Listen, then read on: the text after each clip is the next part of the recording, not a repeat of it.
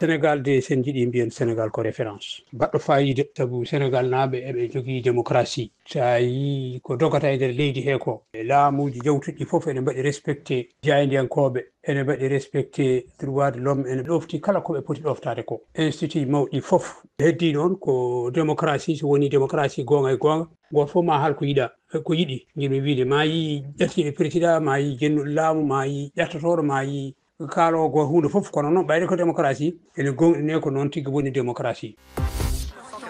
Eɗen mbawi Sénégal ko leydi démocratie mawɗo kam par ce que eɗen mbawi alternance waɗi 2000 Ablaye Wade itti Abdou Diouf 2012 Macky Sall itti Ablaye Wade ngolɗo kadi Bassirou Diomaye Faye woni président heɗen mbawi noon démocratie o homo yaaha kono heɗen mbawi Sénégal politicien kamen heɓe tawa yiɗɓe war démocratie que Sénégal naɓɓe daari kono kamen kam ɓe daraki pour no démocratie laɓrata par ce que waktu fof e 2012 yimɓe sappo e ko fawi maayi ɗo ko wawi woni yimɓe capanɗe jeeɗiɗi e ko fawi maayi hadde sumgoji mbatte wadde Sénégal soɓe jiiɗi reklu démocratie o acca wargoji il faut affaire haalde troisiéme mandat en gueɗe ɓe guitta ɗum toon par ce que Sénégal naɓɓe kam ɗum kala mbiɗo haɗum waɗa a haɓata mabɓe te démocratie mabɓe ko kamen tigui jogui démocratie o juuɗe kono wona laamoji ɗi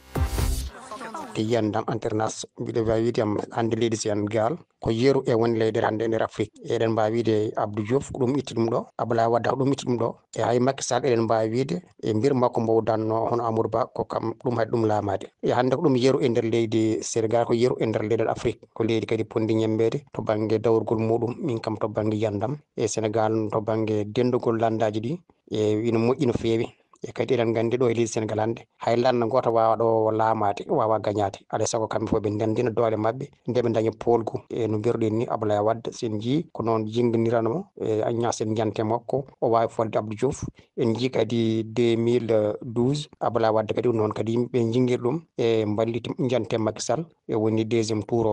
o oɗo kam golɗo kam en mbawi wiide e waɗani deuxiéme tour ɗum noon Sénégal ko yeeru e nder leyɗele Afrique e hande kam caɗele Afrique ko ɗum woni caɗele ɗe